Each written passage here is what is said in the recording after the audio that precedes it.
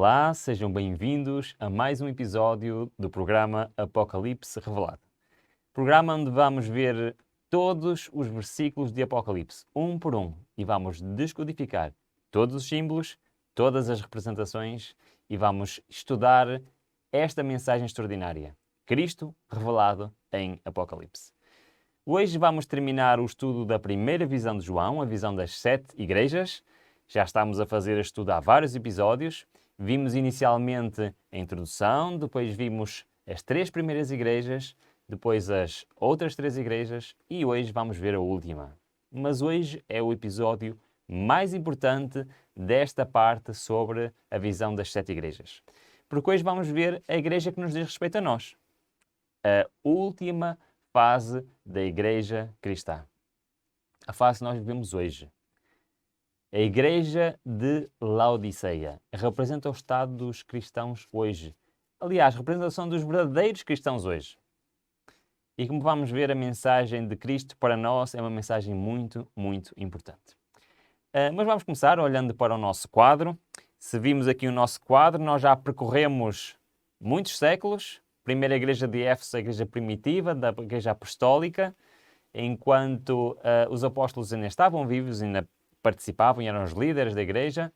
Depois a igreja de Esmirna, do ano 100 ao ano 313, onde a igreja primitiva ainda seguia os ensinos desses mesmos apóstolos, que eram os ensinos de Cristo. Depois Pérgamo, onde a igreja começou-se a corromper. Tiatira, onde a corrupção já era geral e onde começou a perseguição da própria igreja aos verdadeiros cristãos. Sardes, onde esse domínio começou a decair e terminou em 1798, onde começou a fase da igreja de Filadélfia. Como vimos, é uma fase bem importante, onde a palavra de Deus foi redescoberta, os mandamentos de Deus foram redescobertos e onde tivemos uma altura muito importante da história da igreja cristã. Mas chegamos à última fase. Essa fase começou em 1844 e não entendemos muito bem estas datas. Vamos entendê-las mais à frente, onde vamos estudá-las. Mas esta é a fase que nos diz respeito, porque esta fase representa a última fase da Igreja de Cristo nesta terra. Vamos começar então a ler. Portanto, hoje vamos tratar dos versículos 14 a 22 de Apocalipse 13. Vamos terminar o capítulo 13 e ao terminar o capítulo 13 terminamos então a primeira visão do livro de Apocalipse. Mas vamos ler então. Versículo 14 diz o seguinte: Ao anjo da igreja em Laodiceia escreve: Isto diz o Amém, a testemunha fiel e verdadeira, o princípio da criação de Deus. Conheço as tuas obras, que nem és frio nem quente, quem dera que fosses frio ou quente. Assim, porque és morno e não és quente nem frio, vomitar-te-ei da minha boca. Porque dizes: Rico sou, e estou enriquecido, e de nada tenho falta, e não sabes que és um coitado, e miserável, e pobre, e cego, e nu. Nós ao lermos este texto, são palavras fortes, e se nós formos ver o quadro deste texto, nós vemos realmente que, novamente, temos a mesma estrutura de todas as outras mensagens às igrejas. Esta sétima não é diferente. Começamos com uma descrição de Jesus, onde diz: Eu sou o Amém, a testemunha fiel e verdadeira, o princípio da criação. Depois, mais uma vez, com Jesus sabe, o que é que ele sabe sobre esta igreja, conhece as suas obras, e o que é que diz das obras desta igreja? Não és frio, nem és quente. Quem dera que fosses frio ou quente. Então esta igreja vive uma fase um pouco estranha, porque nem é rebelde a Deus completamente, mas também não é completamente fiel a Deus. É o que nos está a entender. E depois tem uma coisa que é diferente de todas as outras. É a única igreja que não tem um elogio. Todas as outras tiveram um elogio, esta é a única que não tem um elogio. Mas tem uma grande repreensão. Olha, reparem o que é que diz na repreensão. Porque és morno, e não és frio nem quente, vomitar-te-ei da minha boca. Palavras fortes de Cristo para esta igreja. Mas esta é uma igreja que não tem uma noção de si própria. Ou seja, um cristão hoje, um cristão que se acha fiel ao Senhor, na realidade, quais são as palavras de Deus para esse cristão? Olha, reparem. Dizíamos nós, rico sou e estou enriquecido e de nada tenho falta. E não sabes que és um desgraçado, miserável e pobre e cego e nu. A repreensão de Deus para hoje, para os seus cristãos, é: achas que realmente és um cristão a sério? Achas realmente que tens tudo à tua disposição? Mas não é bem assim. Falta-te muitas coisas. E aí vem o texto a seguir. O que é que nos diz então a seguir? Em Apocalipse 18, diz-nos assim: aconselho-te, aqui vem o conselho de Deus, que de mim compres ouro refinado no fogo, para que te enriqueças, e vestes brancas para que te vistas, e não seja manifesta a vergonha da tua nudez, e colírio, a fim de ungir os teus olhos para que vejas. E eu repreendo e castigo a todos quantos amo. Se pois geloso e arrepende-te. Eis que estou à porta e bato. Se alguém ouvir a minha voz e abrir a porta, entrarei em sua casa e cearei com ele, e ele comigo. E ao que vencer, eu lhe concederei que se assente comigo no meu trono, assim como eu venci e me assentei com o meu Pai no seu trono. Quem tem ouvidos, ouça o que o Espírito diz às igrejas. Acabamos de ler a mensagem completa que Cristo tem para a sua igreja hoje, a igreja de Laodiceia, e temos aqui muitas coisas importantes para verificar. Desde já olhando para o nosso quadro completo, nós já vemos que Cristo tem um conselho muito importante para a igreja de hoje. E tem 3 coisas essenciais. Ele diz que nós precisamos de 3 coisas: ouro provado no fogo, roupas brancas e precisamos de ungir os nossos olhos com colírio. Ora, isto é a parte principal de toda a mensagem, quer para a igreja de Laodiceia, quer em toda a visão aqui das 7 igrejas. Esta é a parte mais importante. Eu gostava que olhássemos para este texto novamente com outros olhos. Estas 3 coisas que Jesus diz que hoje que nós temos de obter, é em primeiro lugar de quem? Aconselho de mim, de quem? De Cristo. Temos que obter isto da parte de Cristo. E o que é este ouro? O que é que são estas vestes? O que é este colírio? Para nós entendermos isto, vamos mais uma vez buscar o que é? O nosso dicionário profético. Já temos muitas coisas no nosso dicionário profético, mas vamos, ao longo dos estudos, acrescentar mais e mais e mais. Temos 3 coisas para acrescentar. O ouro refinado no fogo, o que é que isto quer dizer? Ou provado no fogo, há outras traduções que dizem provado no fogo, é a mesma coisa. Vestes brancas e colírio. Vamos começar então com o ouro refinado no fogo.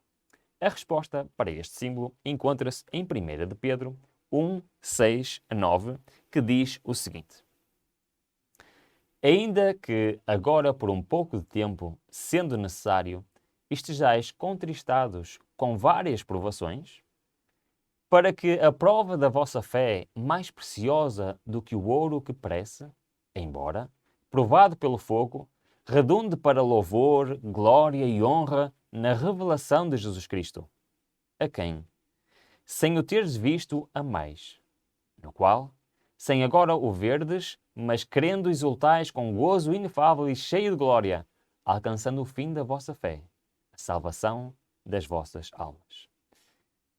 É um texto extraordinário, mas é um texto um pouco complicado. Vamos olhar bem para este texto e tentar perceber então o que é que quer dizer este símbolo de ouro, mas não é só ouro. É o ouro provado, ouro que foi passado pelo fogo. É um ouro especial. O que é que isto quer dizer? Vamos olhar novamente para o texto. Primeiro, o texto está-nos a dizer que os cristãos iriam passar por provações.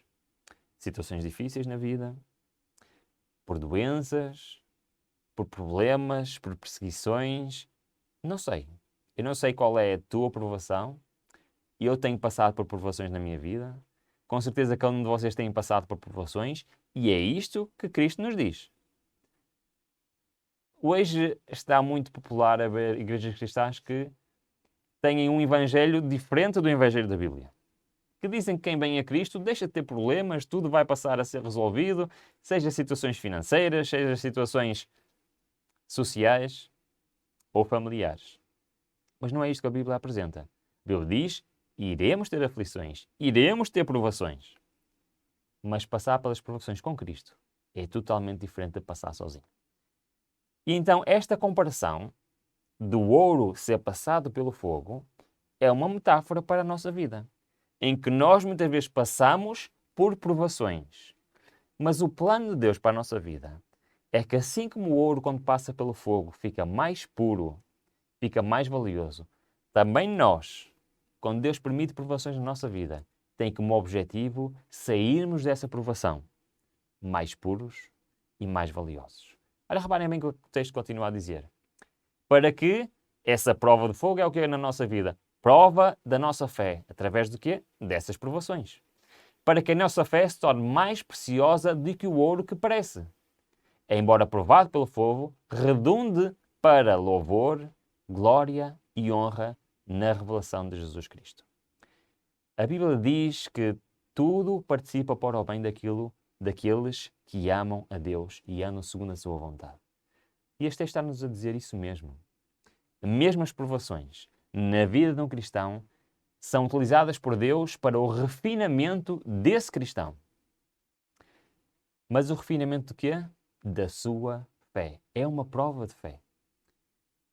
E este ouro refinado pelo fogo, o que Deus nos está aqui a querer transmitir é que Ele quer que nós tenhamos uma fé refinada pelas provações. Uma fé que não é uma fé utópica, não é uma fé sentimental, é uma fé racional, uma fé realmente que nos leva a querer estar com Cristo e a servir a Cristo. Porque nós, se olharmos para o texto, diz que este refinamento, esta fé, deve ser uma fé que resulta em louvor, glória e honra e na revelação de Jesus Cristo. Por isso é uma fé que não é uma fé estagnada. É uma fé que nos leva a levar a algo, nos leva a levar a uma ação. Assim como Deus amou o mundo de tal maneira que deu o seu Filho unigênito para todo aquele que Ele crê, não pareça, mas tenha a vida eterna. E este amor é como o amor de Cristo. Assim como Deus ama, logo age em nosso favor, então esta fé é uma fé que nós devemos olhar para Cristo com amor e devemos agir em concordância. Esta é uma fé que se move por amor. Esta é uma fé que vem de Deus e está à nossa disposição. Porquê é que eu estou a falar em amor? Porque logo a seguir o texto diz: a quem, sem o teres visto, amais. Esta fé tem que resultar numa relação de amor entre nós e Deus. Porque o fim não é nada mais, nada menos. O fim dessa fé, a salvação das almas. Então nós podemos resumir, e já indo para o nosso quadro profético, podemos resumir este ouro refinado pelo fogo como fé que atua por amor. É isto que nós aprendemos neste texto em 1 de Pedro, é que realmente este ouro refinado pelo fogo, que nós devemos de buscar a Cristo, é nada mais, nada menos de uma fé que atua por amor. Mas atua como? Vamos ler alguns textos para tentar compreender melhor o que é que isto quer dizer. Em 1 de João, diz-nos o seguinte: amados, amemo-nos uns aos outros, porque o amor é de Deus. Mais uma vez, vem de quem? Vem de Deus.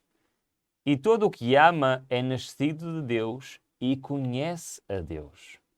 Aquele que não ama não conhece a Deus, porque Deus é amor. Nisto se manifestou o amor de Deus para conosco, em que Deus enviou o seu Filho unigênito ao mundo, para que, por meio dele, vivamos. Exatamente aquilo que estávamos a falar ainda há pouco. Deus por amor age e nós por amor devemos agir. Devemos ter uma fé que se move por amor. O apóstolo Paulo completa bem isto na carta aos Romanos, no capítulo 2, do versículo 3 ao 8, dizendo-nos o seguinte: e pensas tu, ó homem, que julgas os que praticam tais coisas e, contudo, praticas também, que escaparás ao juízo de Deus? Ou desprezas tu as riquezas da sua benignidade e paciência e longanimidade, ignorando que a benignidade de Deus te conduz ao arrependimento? Mas, segundo a tua dureza e teu coração impenitente, entesouras contra ti mesmo a ira, para o dia da ira e da revelação do justo juízo de Deus, que retribuirá a cada um segundo as suas obras. A vida eterna, aos que, preservando em fazer o bem, procuram a glória e honra e incorruptibilidade. Mas a ira e indignação aos contenciosos, que não obedecem à verdade, mas obedecem à injustiça. Então, como é que nós amamos a Deus? Nós, quando olhamos para Deus e queremos responder ao seu amor, como é que é este amor? Eu digo assim, bom, Deus, eu amo-te, e já está? Não, amar a Deus é muito mais do que isso. Amar a Deus e ter uma fé que move por amor é ter uma fé que caminha em direção à obediência. É assim que o cristão é um cristão que não é aquele que é representado pela igreja de Laodiceia, que é uma igreja que está, embora racionalmente com Cristo, embora conheça as doutrinas, embora saiba o que tem a fazer, falta em primeiro lugar esta fé que se move por amor e que conduz à obediência. Exatamente em João 14, 21 diz: aquele que tem os meus mandamentos e os guarda, esse é o que me ama. E aquele que me ama será amado de meu Pai, e eu o amarei e me manifestarei nele. Então, o desafio para Deus, através deste ouro refinado, é uma fé assim. Uma fé em Deus que atua para a obediência. A lei de Deus não se guarda porque eu quero guardá-la. Guarda-se porque eu amo a Deus com toda a minha força. Já vamos entender isso um pouquinho melhor. Porque a seguir, em Mateus 22, diz-nos o seguinte: e um deles, doutor da lei, para o examinar, interrogou-o, dizendo, portanto, o mestre da lei foi ter com Jesus e estava a tentar experimentá-lo, a ver se ele caía em alguma esparrela, e disse: mestre, qual é o grande mandamento da lei? O que é que respondeu Jesus? Jesus citou 2 versículos da Bíblia. Um em Levítico 19, 18 e outro em Deuteronômio 6, 5. Foi o que ele citou. Mas o que é que ele disse? Amarás o Senhor teu Deus de todo o teu coração, de toda a tua alma e de todo o teu entendimento. Este é o grande e primeiro mandamento, e o segundo semelhante a este é: amarás ao teu próximo como a ti mesmo. Então estão a perceber esta relação de uma fé que atua por amor e obediência? Porque termina nas palavras de Jesus dizer: destes 2 mandamentos depende o quê? Toda a lei e os profetas. Tudo o que está na palavra de Deus. Tudo aquilo que Deus nos diz que nós devemos ser e agir depende de 2 princípios: do amor a Deus e do amor ao próximo. Não há maneira de guardar a lei, nem de guardar os mandamentos, nem de guardar tudo aquilo que Deus nos diz que devemos fazer, se não for por amor a Deus e amor ao próximo. Romanos 13:18 completa dizendo assim: a ninguém devais coisa alguma, a não ser o amor com que vos ameis uns aos outros. Porque quem ama aos outros, cumpriu a lei. Reparem o que é que está aqui a dizer. Quem ama aos outros vai cumprir a lei. É isso que está a dizer? Não. Quem ama aos outros, cumpriu a lei. Porque a lei é amor. Com efeito, continua o texto. Reparem, até está a especificar que lei é que se está a referir. Aos 10 mandamentos, neste caso, diz: não adulterarás, não matarás, não furtarás, não dirás falso testemunho, não cobiçarás. E se há algum outro mandamento, tudo nesta palavra se resume: amarás ao teu próximo como a ti mesmo. O amor não faz mal ao próximo. De sorte que o cumprimento da lei é o amor. São textos claros, quase que nem precisam ser comentados. Este ouro que Deus quer trazer hoje à igreja de Laodiceia, a cada um de nós, é esta fé. Uma fé que, por amor, obedece aos requisitos de Deus. De amar a Deus de todo o coração e aos outros como a nós próprios. Tiago logo no capítulo 1, diz-nos assim: Pois se alguém é ouvinte da palavra e não cumpridor, é semelhante a um homem que contempla no espelho o seu rosto natural. Porque se contempla a si mesmo e vai-se, e logo se esquece de como era. Entretanto, aquele que atenta bem para a lei perfeita, a da liberdade, e nela persevera, não sendo ouvinte esquecido, mas executor da obra, aquele que executa a obra da lei, ou seja, aquele que cumpre a lei, e este será bem-aventurado no que fizer. Se alguém cuida ser religioso e não refreia a sua língua, mas engana o seu coração, a sua religião é vã. Reparem agora o que é a religião pura e imaculada. O que é? A religião pura e imaculada diante do nosso Deus e Pai é esta: visitar os órfãos e as viúvas nas suas aflições e guardar-se isento da corrupção do mundo. Isto o que é? Isto é o que é ter esta fé que opera por amor. Uma fé que está a trabalhar em prol dos outros, em prol de Deus e em prol do próximo. É isto que Deus diz que nos falta hoje. À sua igreja, a igreja de Laodiceia. A primeira coisa que falta é exatamente isto. Antes de passarmos para o segundo aspecto, vou ler rapidamente duas citações que nos resumem bem o que nós tivemos a ler. A ver, olha, reparem no que diz. Todo o leal e abnegado obreiro de Deus está disposto a gastar e ser gasto por amor aos outros. Através de diligentes e atenciosos esforços para ajudar onde há necessidade de auxílio, o verdadeiro cristão mostra o seu amor a Deus e aos semelhantes. Poderá perder a vida no serviço, mas quando Cristo vier para recolher as suas joias, há de encontrá-la outra vez. O ouro, provado no fogo, é a fé que opera por amor. Somente isto nos pode pôr em harmonia com Deus. Podemos ser ativos, podemos executar muito trabalho, mas sem o amor com o que há no coração de Cristo, jamais poderemos ser contados na família celestial. Precisamos olhar a Cristo. O desconhecimento dele é o que dá aos homens uma tão alta ideia da sua própria justiça. Ao contemplarmos sua pureza e excelência, veremos a nossa fraqueza, pobreza e defeitos como realmente são. Ver-nos-emos perdidos e sem esperança, vestidos com o manto da justiça própria. Como qualquer pecador, veremos que afinal fomos salvos. Não, se formos salvos, não será por nossa própria bondade, mas pela graça infinita de Deus. Ora, este texto dá-nos a ponto exatamente para o passo seguinte. Porque fala-nos em manto de justiça própria. E Jesus diz que nós precisamos de quê? De vestes brancas. Estamos a falar aqui de uma roupa especial. Mas isto não é uma roupa que nós optamos numa loja, nem que possamos fazer. Isto é uma roupa que temos que buscar a quem? Mais uma vez, aconselho-te que de mim tomes estas vestes brancas. É mais uma vez a Cristo. E por isso precisamos outra vez do nosso dicionário profético. Vamos ver o que é que quer dizer estas vestes brancas. E como é que obtemos a resposta? Juntando Jó 29:14, Isaías 61:10, percebemos claramente o que é que quer dizer estas vestes. Diz-nos o seguinte: vestia-me da justiça e ela me servia de vestimenta. Como manto e diadema era a minha justiça.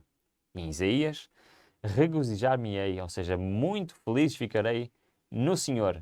A minha alma se alegrará no meu Deus, porque me vestiu de roupas de salvação, cobriu-me de manto de justiça. O que é então estas vestes brancas?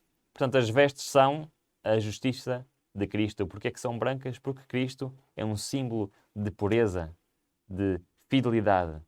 Então estas vestes brancas não são nada mais, nada mesmo, nada menos do que a justiça de Cristo. Já com certeza ouviram falar da justificação pela fé, da justiça de Cristo. É exatamente isto que Cristo está a dizer que falta à sua igreja de Laodiceia. Falta-lhe não só uma fé que opera por amor, mas também falta a justiça de Cristo na sua igreja. Sabem que é muito difícil em poucos minutos falar sobre este assunto da justiça de Cristo. Quando às vezes me pedem para em alguma semana de oração ou em alguma escola de evangelismo para falar sobre este tema, e eu preciso no mínimo de umas 8 horas para abordar bem o tema da justiça de Cristo. Mas vamos muito rapidamente, em 2 ou 3 minutos, com apenas 3 textos, tentar perceber resumidamente o que é que isto quer dizer. E isto começa com a nossa condição humana. Se nós olharmos para Isaías 59, nós vemos que nós, como pecadores, temos um problema. Olha, vamos ler. Mas as vossas iniquidades, ou se quiserem, os vossos pecados, fazem separação entre vós e o vosso Deus. E os vossos pecados esconderam o seu rosto de vós de modo a que não vos ouça. Ou seja, nós como cristãos hoje, se nós não temos uma fé que opera por amor, ou seja, se não temos uma fé que nos leva à obediência a Deus, à sua lei, que é uma lei que acima de tudo nos dirige a nossa vontade à vontade dos outros, de Deus e do próximo. E se calhar pôr a nossa vontade em segundo plano. E se nós não temos isso, temos um problema. Porque nós como pecadores estamos separados de Deus. E de acordo com este texto, Deus tem dificuldade em ouvir um cristão assim. Porque um cristão assim é um cristão bipolar. É um cristão que no seu coração conhece a verdade, compreende a verdade, mas não vive a verdade. E como é que resolvemos esta separação entre nós e Deus? Vamos ver um texto que nos esclarece todas essas dúvidas. Vamos a Lucas 18. Numa situação em que, pelas próprias palavras de Cristo, nós conseguimos perceber inteiramente o que é isto da justiça de Cristo. Vamos ler. Diz-nos assim. 2 homens subiram ao templo para orar. Um fariseu e outro publicano. Ora, um fariseu era um líder religioso, um estudioso da palavra de Deus e que tentava seguir a Bíblia e a lei com as suas próprias forças, indo até além do que está escrito e fazendo ainda mais leis para ter a certeza que estava a cumprir a vontade de Deus. Por outro lado, um publicano era aquele que era considerado o mais reles da sociedade. Era um cobrador de impostos. Era um judeu que, segundo os outros judeus, tinha sido vendido ao Império Romano, porque estava a cobrar impostos para o Império Romano que estava a dominar sobre Israel nesta altura. Então, todos os judeus odiavam os publicanos, porque viam neles como judeus que traíram a sua própria pátria, a sua própria identidade. E estamos no templo e estão estes 2 homens, um fariseu a orar e um publicano a orar. É claro que de fora olhando, quem visse aquele fariseu, o líder religioso, a orar, realmente ficaria impressionado com aquele homem, com as suas orações. E olhando para o publicano pensava, o que é que este homem sequer está aqui a fazer no templo?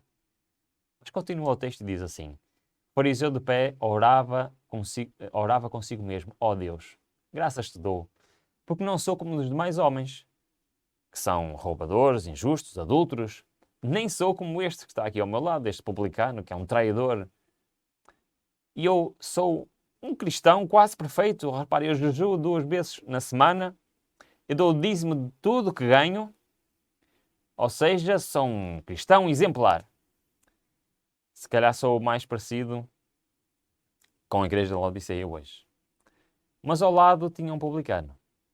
E a oração deste publicano foi totalmente diferente. Mas o publicano, estando em pé de longe, nem ainda queria levantar os olhos ao céu, mas batia no peito. Isto era algo que um judeu fazia quando estava desesperado, quando estava numa situação realmente oprimido. Ele batia no peito, nem coragem tinha de olhar para cima, mas clamava ao Senhor. E o que é que ele dizia ao Senhor? Ó Deus, ser propício a mim, pecador.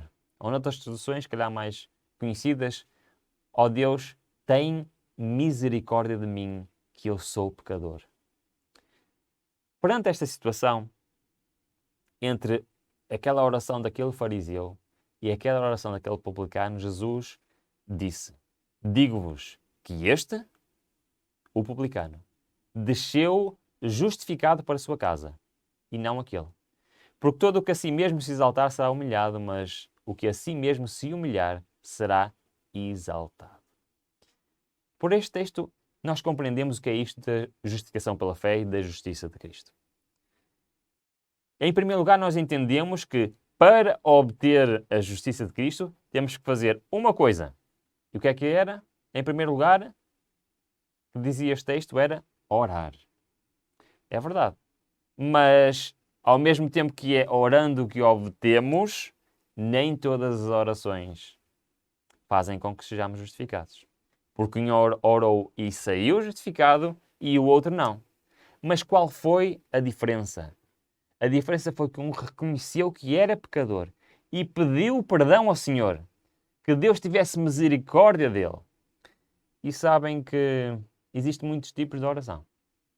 Mas há uma oração que é sempre respondida imediatamente. E essa oração é de um pecador arrependido.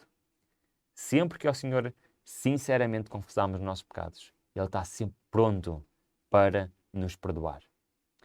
E ao perdoar-nos, Ele está a justificar-nos. Está-nos a vestir com as suas vestes de justiça. E é isto que Cristo nos está a querer dizer hoje. Que isto falta a cada um de nós.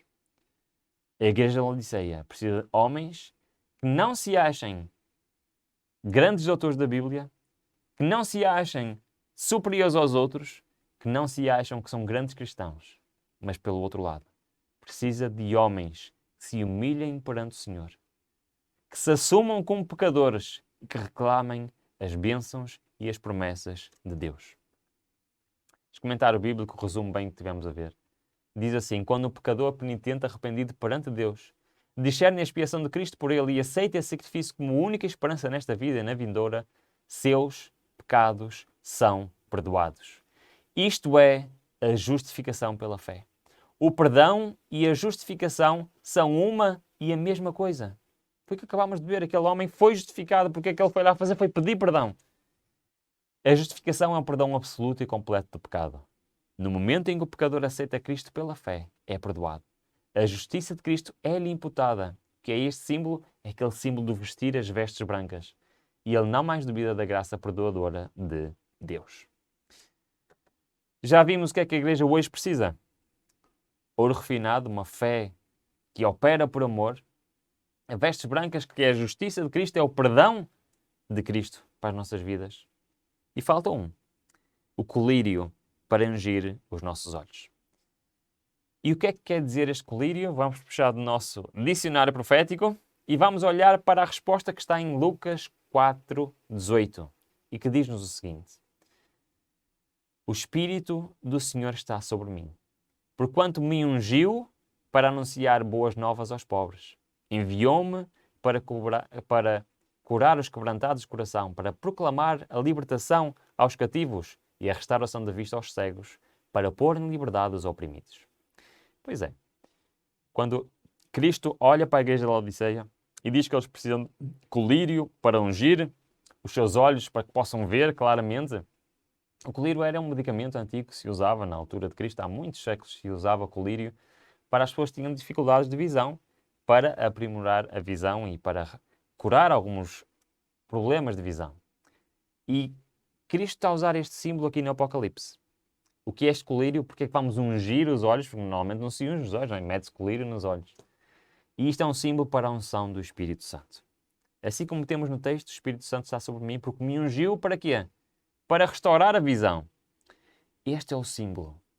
Este colírio é o símbolo para a ação do Espírito Santo na nossa vida. Então, o nosso dicionário profético está completo para o tema de hoje.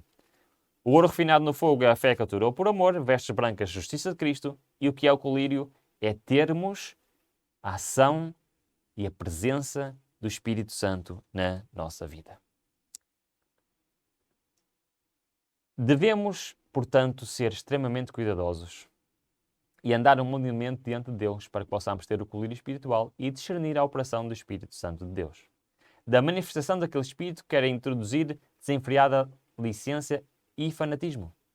Pelos seus frutos os conhecereis. Estão realmente contemplando a Cristo? Serão transformados. Os que estão realmente contemplando a Cristo serão transformados à sua imagem, como pelo Espírito do Senhor, e crescerão à plena estatura de homens e mulheres em Cristo Jesus. O Espírito Santo de Deus inspirará aos homens amor e pureza e manifestar-se-á no refinamento do seu caráter. um dos objetivos do Espírito Santo na nossa vida é isso mesmo. É refinar o nosso caráter. Para terminarmos o estudo de hoje, vamos ver 4 textos. 3 deles que nos dizem porque precisamos do Espírito Santo na nossa vida, e o último, como obter o Espírito Santo na nossa vida. Vamos ler. Em 2 Coríntios diz-nos assim: Ora, o Senhor é aquele Espírito, e onde o Espírito do Senhor está, aí está a liberdade. Mas todos nós, com o rosto descoberto, contemplando como num espelho a glória do Senhor, somos transformados de glória em glória na mesma imagem. Como? Como é que somos transformados? Pelo Espírito do Senhor. O Senhor quer operar na minha vida. O Senhor quer operar na tua vida. Quer nos transformar à sua imagem. Mas para isso precisamos da presença do Espírito de Deus na nossa vida. Portanto, primeira ação do Espírito Santo na nossa vida é o quê? Transformação. Segundo, Ezequiel diz-nos: e porei dentre vós o meu Espírito, e farei que andeis nos meus estatutos, e guardeis os meus juízos e os observeis. Uma outra ação do Espírito Santo na nossa vida é levar-nos à obediência. Só pela transformação isto é possível, e é esse o objetivo do Espírito Santo na nossa vida, fazer de nós cristãos obedientes, cristãos transformados. Terceiro, Atos 1:8 diz-nos: mas recebereis a virtude do Espírito Santo, que há de vir sobre vós, e ser-me-eis testemunhas, tanto em Jerusalém como em toda a Judeia e Samaria e até aos confins da terra. É verdade. Uma das coisas que o Espírito Santo quer fazer na nossa vida é fazer de nós missionários. É fazer de nós cristãos que onde quer que estejamos possamos ser uma luz. Possamos ser alguém que leva o Evangelho às outras pessoas. Seja na rua, seja no trabalho, seja com um cliente, seja num avião, seja aqui no hemisfério norte, seja no hemisfério sul. A ideia de Deus para ti e para mim é sermos verdadeiros missionários. E isto é possível com a ação do Espírito Santo na nossa vida. Como podemos então ter o Espírito Santo? Nós já vimos que o perdão vem pelo pedido de perdão através da oração. Como é que vem o pedido do Espírito Santo? É na mesma pela oração. Lucas 11:3 diz: pois se vós, sendo maus, sabeis dar as boas dádivas aos vossos filhos, quanto mais dará o Pai Celestial, o Espírito Santo, àqueles que lhe pedirem. E este é o desafio de Deus para cada um de nós. O desafio de Deus para hoje, para a sua igreja, para a igreja de Laodiceia, é ouro refinado. São cristãos que Deus usa muitas vezes dificuldades e provações na sua vida para ter uma fé que deixa de estar centrada neles próprios e passa a estar centrada nos outros. Uma fé que se move por ação, por amor, desculpem. É também o desafio de Deus para cada um de nós que, ao pedirmos o perdão de Deus, Ele nos cubra com sua justiça para nos habilitar à presença do Espírito Santo na nossa vida. E se vocês repararem bem no que acabamos de ler, nós temos aqui algo de muito interessante. Porque temos o colírio que é o Espírito Santo na nossa vida, temos as vestes brancas que são a justiça de Cristo na nossa vida, e temos o ouro refinado no fogo, que é a fé que vem de Deus. Temos aqui na igreja de Laodiceia uma representação de ação dos 3 elementos da divindade na nossa vida. Esta ação do Pai, do Filho e do Espírito Santo na minha vida é aquilo que falta na igreja de Laodiceia. É deixarmos de ser cristãos teóricos, cristãos que sabemos a verdade, para sermos cristãos que vivamos a verdade. Cristãos com fés que se movem por amor, cristãos que se entreguem ao Senhor, se arrependem, que recebem a sua justiça, e cristãos que têm a ação do Espírito Santo na nossa vida. E este é o desafio para a igreja hoje, porque se nós o fizermos, estaremos prontos para aquilo que vem no final deste texto e desta carta à igreja de Laodiceia. Porque após dar esta receita, Cristo diz claramente, e vamos terminar com este versículo 3:20. Eis que estou à porta e bato. Se alguém ouvir a minha voz e abrir a porta, estarei em sua casa, e com ele cearei, e ele comigo. O que é que falta para recebermos a Cristo na nossa vida? O que é que falta para Ele entrar na nossa casa, passear connosco, para comungar connosco? O que é que falta? Falta realmente pomos em prática os conselhos para a igreja de Laodiceia. E o desafio para mim, o desafio para vocês hoje, é realmente nos tornarmos cristãos assim. Deixarmos de ser estes cristãos mornos de Laodiceia, que sabemos a verdade, conhecemos os mandamentos de Deus, mas que não estamos realmente entregues ao Senhor. Aceitemos esta mensagem. Esta é a mensagem principal das 7 igrejas. Esta é a mensagem principal. E todas estas mensagens, todas estas cartas, terminam da mesma maneira, com uma mensagem de esperança. Ou seja, a salvação esteve sempre disponível ao longo destes mais de 2000 anos de história que acabamos de percorrer da Igreja Cristã. Primeira visão chegou ao fim. Foi uma aventura bem interessante. Precisamos de vários episódios para entender bem esta história. Embora estamos a ver isto resumidamente, mas vamos avançando progressivamente. O próximo tema vai ser os 7 selos.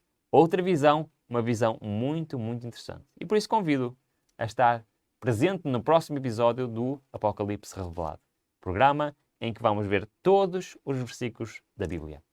E a seguir vem capítulo 4, capítulo 5, capítulo 6, capítulos muito interessantes que vamos descodificar aqui no Apocalipse Revelado. Até lá, Deus o abençoe. Olá, gostou deste vídeo? Então apoie o nosso canal. Existem 3 maneiras simples de o fazer. Primeira, faça um like neste vídeo. Segunda, subscreva o nosso canal. E terceira, partilhe este vídeo. Ao partilhar este vídeo, está a partilhar o Evangelho.